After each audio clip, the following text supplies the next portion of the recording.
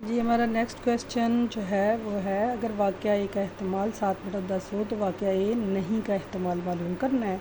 اس طرح کا سوال ہم نے 9th کلاس میں بھی کیا تھا، ٹھیک ہے جی، تو وہی سوال ہے، صرف ویلیو ڈیفرنٹ ہے۔ واقعہ اے کا احتمال ہمارے پاس P of A is equal to کیا ہے 7/10، یہ کیا ہے معلوم ہے، یعنی ہماری جو اسٹیٹمنٹ ہے اس کے اندر ہمیں اس نے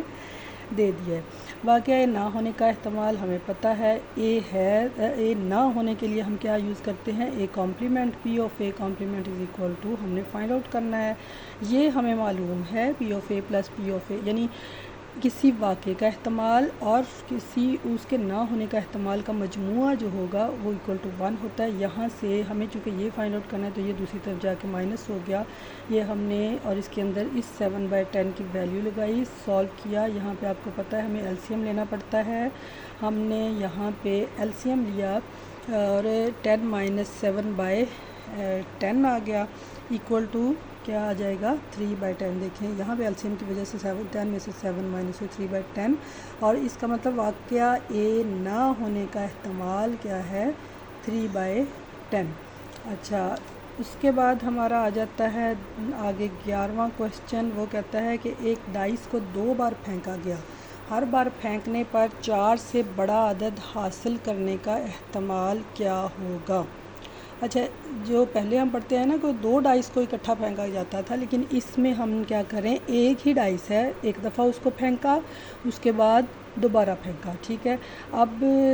جو ہے ایک دفعہ پھینکنے پر وہ پہلی دفعہ بھی وہ کہتا ہے جب پھینکے تو 4 سے بڑا عدد آئے، دوبارہ پھر پھینکے تو ہمارے پاس کیا 4 سے بڑا عدد ہی آئے۔ تو اس چیز کو احتمال یعنی 2 باریوں میں ہمیں 4 سے بڑا عدد حاصل کرنے کا احتمال ہمیں بتانا ہے۔ تو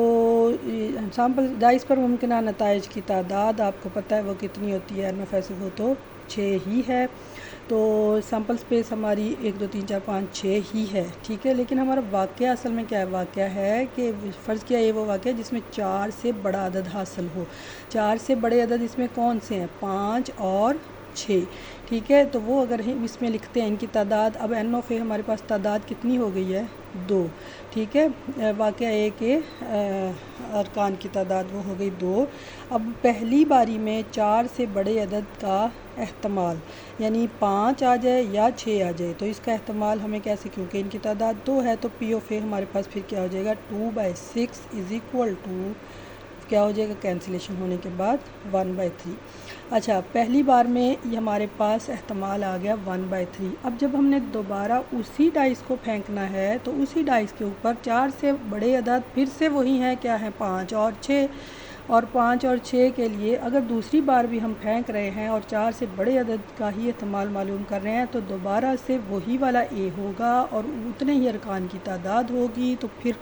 ہمارے پاس احتمال پھر سے اتنا ہی ہوگا، اور وہ کیا ہے جی 2/6۔ 2/6 کا مطلب کہ اس کو اگر ہم حل کریں گے تو یہ آ جائے گا ہمارے پاس